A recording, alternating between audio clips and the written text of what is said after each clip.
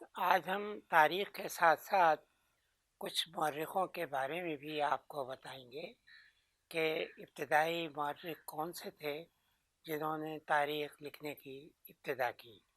تاریخ کا موضوع ہر قوم کے لیے دلچسپی کا باعث ہے، کیونکہ وہ اپنے ماضی کے بارے میں جاننا چاہتے ہیں کہ ان کا ماضی کیا تھا۔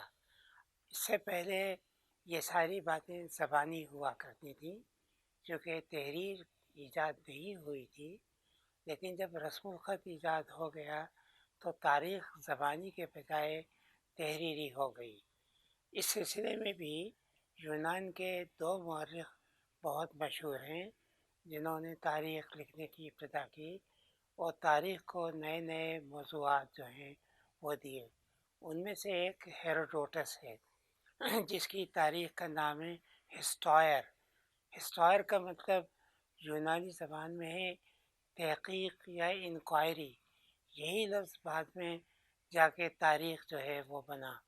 ہیروڈوٹس نے مطلب کہ یونان اور ایران کے درمیان جو جنگ ہوئی تھی، ایک تو اس جنگ کے اس نے حالات لکھے ہیں۔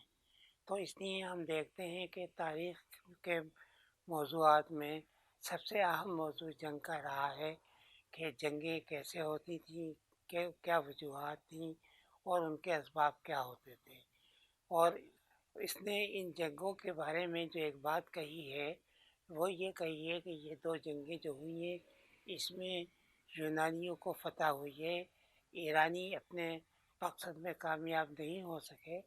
اس کے بارے میں وہ کہتا ہے کہ یونان کو اس لیے فتح ہوئی کہ یونان میں جمہوری نظام تھا، یہاں پر انفرادی آزادی تھی، جبکہ ایران کے اندر مطلق العنان حکومت تھی، بادشاہ بڑا با اختیار تھا اور وہاں پر کوئی عوام کو آزادی نہیں تھی۔ تو یہ مشرق اور مغرب کے درمیان جو فرق اس نے پیدا کیا تھا وہ آج تک موجود ہے۔ مغرب کے بارے میں یہی کہا جاتا ہے کہ وہاں جمہوریت اور آزادی ہے، اور مشرق کے بارے میں یہ کہا جاتا ہے کہ یہاں پر ہمیشہ مطلق العنان حکمراں رہے ہیں، عوام کو آزادی نہیں رہی ہے۔ پھر اس کے علاوہ ہیروڈوٹس کا ایک کارنامہ یہ بھی ہے کہ وہ اس نے ایران کا بھی سفر کیا، مصر کا بھی سفر کیا، اور اس نے ان اپنے سیاحت کے دوران جو کچھ دیکھا تھا، جو کچھ مشاہدہ کیا تھا، اس کا حال لکھا ہے۔ ایران کے بارے میں اس کا کہنا ہے کہ یہ تہذیب یافتہ مہذب قوم ہے، لیکن اس مہذب قوم ہونے کی وجہ سے ان کے اندر جنگجو ہونے کی جو خاصیتیں ہیں وہ پیدا نہیں ہو سکی۔ پھر وہ مصر میں آیا۔ مصر میں یہاں پر مصر کی پرانی تہذیب تھی، اور جب یہ آیا ہے اس وقت اہرام مصر کو تعمیر ہوئے ہوئے تقریباً 1000 سال ہو گئے تھے۔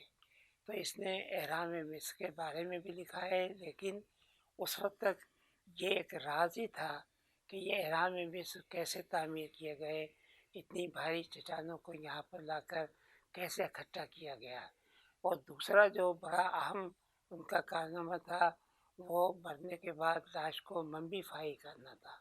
تو ممبیفیکیشن کے بارے میں مصریوں نے تو کچھ نہیں لکھا تھا، لیکن اس نے وہ پروفیشنل لوگ جو کہ لاشوں کو ممبیفائی کرتے تھے ان کا اس نے مطالعہ کیا کہ وہ کس عمل کے ذریعے سے یہ سارا کام کرتے تھے۔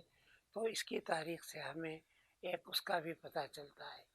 تیسری بات اس نے مصر کے بارے میں یہ کہی کہ مصر جو ہے وہ دریائے نیل کا تحفہ ہے۔ تو اس کی یہ باتیں جو ہیں وہ تاریخ کے اندر اہم ہو گئیں۔ اور روم کا جو مشہور دانشور تھا سسرو نے اس کے بارے میں کہا تھا کہ یہ تاریخ کا یعنی بابا آدم ہے یا فادر آف نیشن ہے۔ تو یہ خطاب بھی اس کو ملا۔ اور اس زمانے میں یونان میں یہ دستور تھا کہ مورخ یا اور رائٹر بھی اپنی تحریروں کو پبلک کے سامنے میٹنگس میں وہاں پڑھا کرتے تھے۔ اس نے بھی اپنی تاریخ کے کچھ اقتباسات لوگوں کے سامنے پڑھے اور لوگوں نے مطلب کہ ان کو سنا، ان پہ تنقید بھی ہوئی. تو اس لیے ہیروڈوٹس کے بارے میں دو باتیں کہی جاتی ہیں.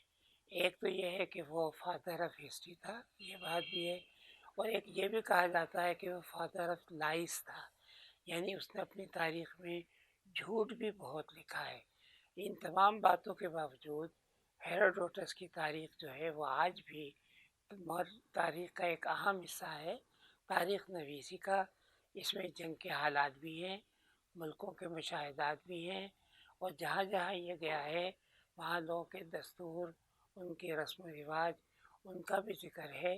تو یہ پہلا مورخ تھا جس نے سنی سنائی باتوں کے علاوہ اپنی جو مشاہدہ کیا تھا اس مشاہدے کا حال بھی اپنی تاریخ میں لکھا ہے.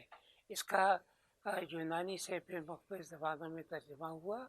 اردو کے اندر بھی اس کا ترجمہ جو ہے وہ شائع ہو چکا ہے، جو اپنی جگہ ایک بڑی دلچسپ دستاویزات ہے، جو کہ اس کتاب سے ہمیں یونان کی قدیم تاریخ، مصر کی قدیم تاریخ اور ایران کی قدیم تاریخ کے بارے میں پتہ چلتا ہے. آنے والے مورخوں نے پھر اس نے جس انداز میں یا جس اسلوب میں تاریخ کو لکھا تھا اس کو انہوں نے اپنایا، اس لیے تاریخ نویسی میں اس کی اہمیت ہے.